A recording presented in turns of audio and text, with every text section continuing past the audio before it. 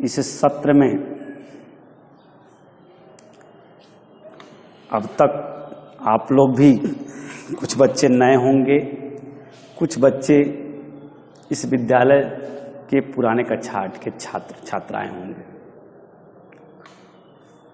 इससे पहले मैं एक आपको वीडियो दिया था 9th के लिए, जिसमें आपको विषय परिचय बताया गया था कि सामाजिक विज्ञान क्या है, सामाजिक विज्ञान में किन किन विषयों का समायोजन किया गया है, उनकी परिभाषाएं क्या हैं, उनके जन्मदाता क्या हैं, विषय वस्तु क्या है। इसकी चर्चा हमने एक वीडियो इससे पहले आपको दिया था, उसमें बताया था।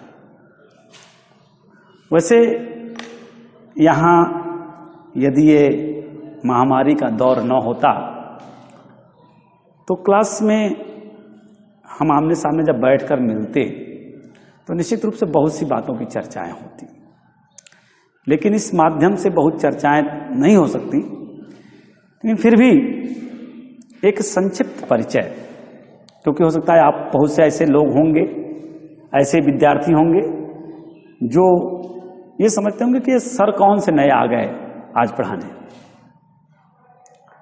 क्योंकि सामाजिक विज्ञान का भूगोल का पाठ मनीष सर आपको पढ़ा रहे हैं।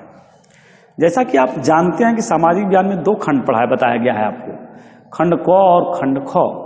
तो खंड ख की पढ़ाई आपकी ऑलरेडी चल रही है और समाप्त होने के दौर में होगा, लेकिन खंड क अब शुरू किया जा रहा है, आज से प्रारंभ किया जा रहा है। और खंड क में 2 खंड हैं, एक है इतिहास का और एक है नागरिक शास्त्र।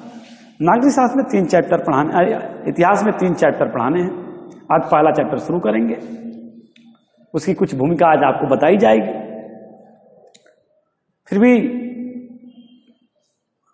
यदि आप न जानते हो तो आप जान लें, खंड जो क है इतिहास और नागरिक शास्त्र, वह मेरे द्वारा आपको पढ़ाया जाएगा। और अब आपको कंटिन्यूअस लगातार 2, अगर विद्यालय नहीं खुलता है तो 2 महीने में ये लगभग समाप्त भी कर दिया जाएगा पढ़ाकर। और आप कंटिन्यूअस देखें और आप बताए गए निर्देशों के अनुसार कार्य करेंगे तो निश्चित ही आपको सफलता मिलेगी। क्योंकि मैं अपना परिचय क्या दूं, मणिंद्र कुमार मल मेरा नाम है और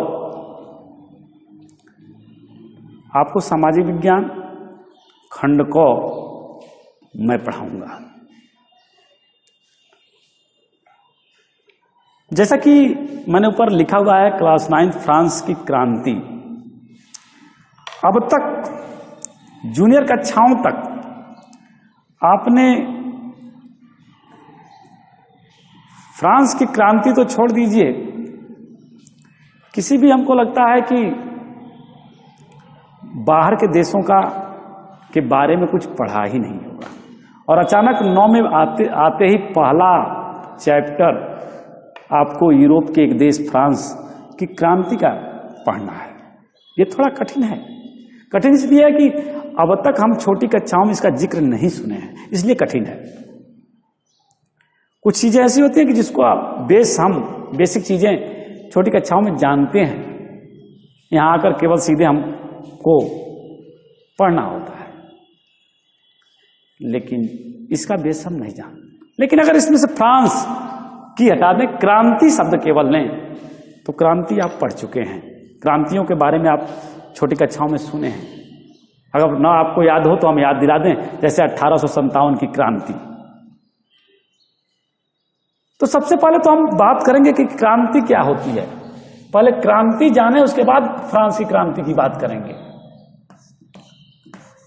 क्रांति क्या है, क्रांति किसे कहते हैं?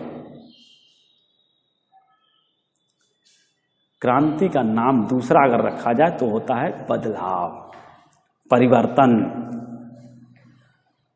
क्योंकि क्रांति से जो परिणाम निकलता है वो परिवर्तन की तरफ जाता है, इसलिए उसको परिवर्तन भी कहा। अब परिभाषा जब किया जाता है क्रांति का तो कहते हैं किसी भी क्षेत्र में, किसी भी क्षेत्र हो सकता है, शैक्षिक क्षेत्र हो सकता है, बौद्धिक क्षेत्र हो सकता है, औद्योगिक क्षेत्र हो सकता है, सामाजिक हो सकता है, आर्थिक हो सकता है, राजनैतिक हो सकता है, किसी भी सांस्कृतिक हो सकता है। किसी भी क्षेत्र में जब आप पुरातन व्यवस्था को बदलने के लिए, परिवर्तित करने के लिए, या उसमें जो त्रुटियां आ जाती हैं उनको सुधारने के लिए आप जो बदलने के लिए जो प्रयास करते हैं, जो संघर्ष करते हैं, उसे ही तो आप क्रांति कहते हैं। वही तो क्रांति है। अगर उद्योग के क्षेत्र में होगा तो उसको हम औद्योगिक क्रांति कहेंगे, अगर हम राजनीति के क्षेत्र में होगा तो उसको राजनीतिक क्रांति कहेंगे, अगर वो बौद्धिक परिवर्तन से संबंधित होगा तो उसको हम बौद्धिक क्रांति कहेंगे। यहां हम राजनीतिक क्रांति की बात करेंगे, क्योंकि राजनीतिक क्रांति का मतलब सत्ता, शासन, परिवर्तन की बात जहां होती हो वो राजनीतिक क्रांति है। तो यहां हम राजनीतिक क्रांति की बात करेंगे। वैसे आप यहां जान लें कि इन क्रांतियों को पढ़ने का मतलब क्या है। इन क्रांतियों का पढ़ने का मतलब यह है कि जो हमारी वैश्विक प्रणाली में, विश्व स्तर पर जो व्यवस्थाएं थी, उन व्यवस्थाओं में परिवर्तन कैसे हुआ ये जानने का। क्योंकि अगर हम लोकतंत्र, आज शासन की 4 प्रणालियां, राजतंत्र, कुलीन तंत्र, अधिनायक तंत्र और लोकतंत्र की बात करते हैं, तो यह राजतंत्र का उदाहरण था जब घटना बताएंगे, और राजतंत्र से कैसे लोकतंत्र की तरफ गया, यही संघर्ष की कहानी हम पढ़ेंगे फ्रांस की क्रांति में। तो चलिए आज शुरू किया जाए फ्रांस की क्रांति। फ्रांस की क्रांति हुई थी तो 1789 ईस्वी में। जिस समय यह हुई थी उस समय वहां का राजा था लुई 16वां।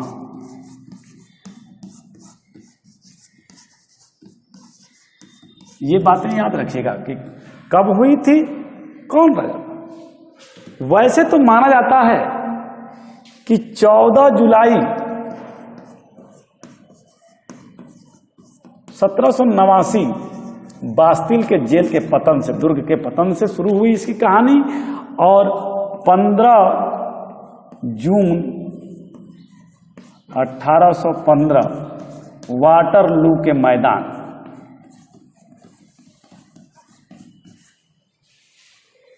जो है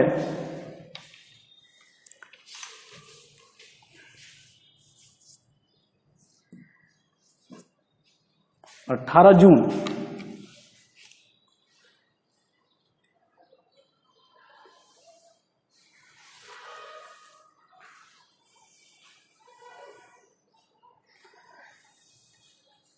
ये वाटरलू के मैदान में जब नेपोलियन बोनापार्ट का पराजय हुआ 1815 में, वहां समाप्त हो गया।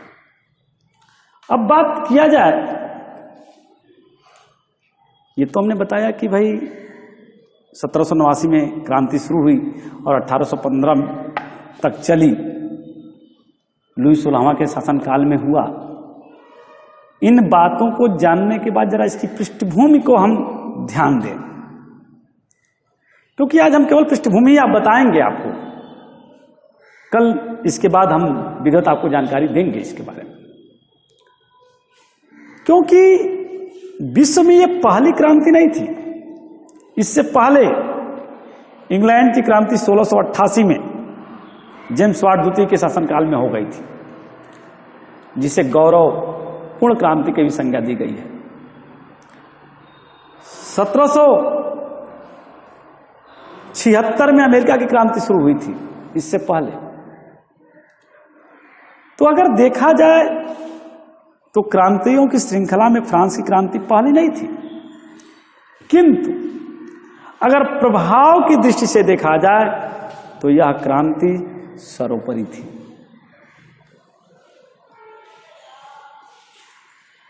क्योंकि अमेरिका की क्रांति से भी गहरा प्रभाव इसका था। अमेरिका की क्रांति स्वतंत्रता की क्रांति थी, इसकी क्रांति सत्ता परिवर्तन की क्रांति थी। एक तरह से कहा जाए राजतंत्र से लोकतंत्र की तरफ जाने की क्रांति थी।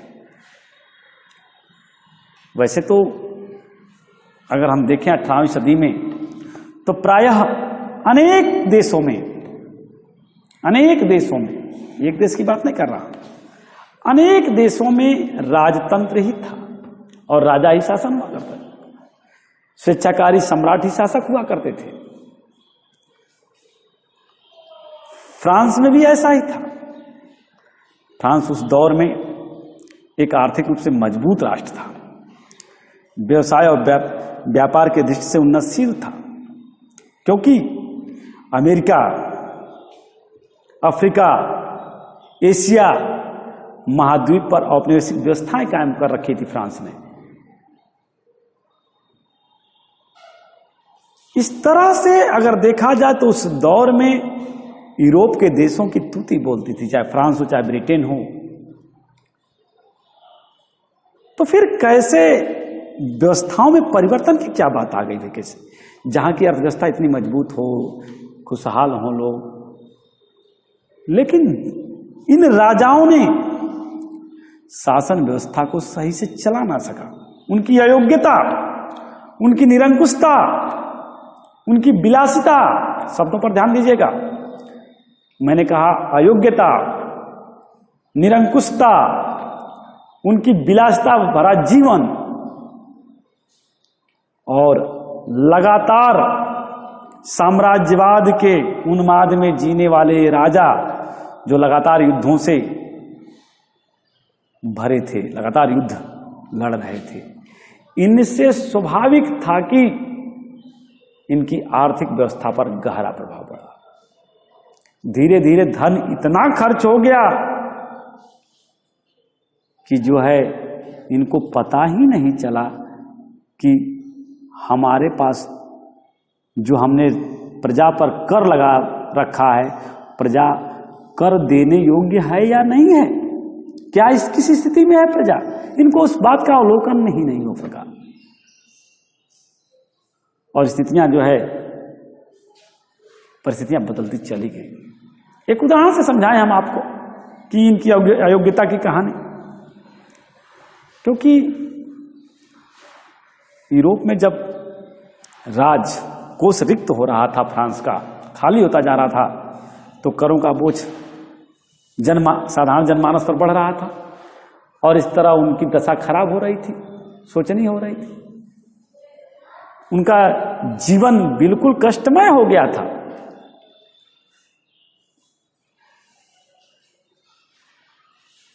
एक बार फ्रांस के राजा और रानी शाम को घूमने अपनी बग्गी से निकले। लुई 16वां और मेरी एंटेनो, ऑस्ट्रिया की राजकुमारी थी। एंटीनो धनी देश ऑस्ट्रिया था। लुई 16वां का शादी जो है ऑस्ट्रिया की राजकुमारी मेरी एंटीनो से हुआ था। वो भी विलासितापूर्ण जीवन यापन करती थी। जब अपने शासक को, अपने राजा को देखकर जनता उत्साहित हो गई कि राजा से अपनी हम गुहार लगाएं, अपनी बात कह लें अपने राजा रानी से, पीछे पीछे दौड़ते दौड़ते भूखी नंगी जनता जो है रोटी रोटी के नारे लगाने लगी कि हमको रोटी मिलनी चाहिए, रोटी मिलनी चाहिए। अब सोचिए कि रानी, जिसको परिस्थितियों का आकलन नहीं, उसने जवाब क्या दिया कि यदि रोटी नहीं मिलती तो केक क्यों नहीं खा लेते। जिस राजा और रानी को इतना ज्ञान नहीं कि अगर रोटी खाने के लिए जनता के पास पैसा होता तो आपके पास आती ही क्यों, पैसा होता तो केक नहीं, वो कुछ भी खा लेती। लेकिन यह परिस्थितियों का ज्ञान नहीं था। कितना अयोग्य और समाज राज्य कितने बड़े संकट से गुजर रहा है, इसका उनको ध्यान नहीं है, उनको ज्ञान नहीं है। तो इससे आप अंदाजा लगा सकते हैं। और इन्हीं परिस्थितियों के कारण, मुख्य यही परिस्थितियां थी कि जनता जो है वो बावली हो गई और 1789 में क्रांति करने के लिए मजबूर हो गई। क्योंकि लुई 16वां के समय एक सच, और जनता ने मेरे एंटीनो लुई 16वां को जो है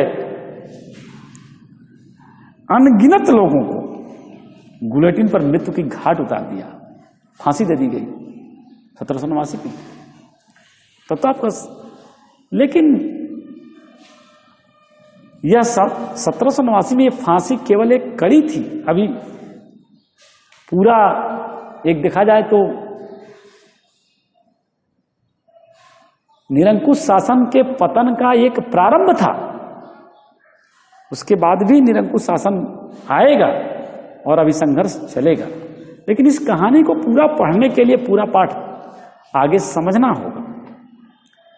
अभी तो हम केवल एक उसकी रूपरेखा बता रहे हैं आपको, क्योंकि निश्चित रूप से जो इनका विलासितापूर्ण जीवन रहा, अयोग्य शासन रहा, निरंकुश शासन रहा, इसके खिलाफ जनता ने जो बिगुल बजाया, उसके कारण ये परिणाम निकला। और लगभग 25 वर्षों तक युद्ध की अग्नि में, ये जो शुरू हुआ ना, लगभग 25 वर्षों तक युद्ध की अग्नि में, या कहा जाए क्रांति के स्वरूप में फ्रांस चलता रहा। और जाके जब वाटरलू के मैदान में मृत्यु हुई नेपोलियन बोनापार्ट की, तब जाकर ये माना गया कि ये संघर्ष समाप्त हुआ। वैसे फिर भी 1830 में भी क्रांति हुई एक बार, लेकिन उसका जिक्र हम बाद में करेंगे। लेकिन यह वाटरलू के तक माना जाता है कि क्रांति चली थी, वाटरलू के युद्ध तक। अब हम आपको पृष्ठभूमि आज पढ़ा दिए, बता दिए कि पृष्ठभूमि क्या थी, इसकी कहानी क्या थी, एक एक संक्षिप्त रूपरेखा बता दिए। कल बात होगी कि फ्रांस की क्रांति के कारण क्या थे, उन कारणों की चर्चा करेंगे कल। उसके बाद फिर आगे बढ़ता जाएगा क्रम। धन्यवाद।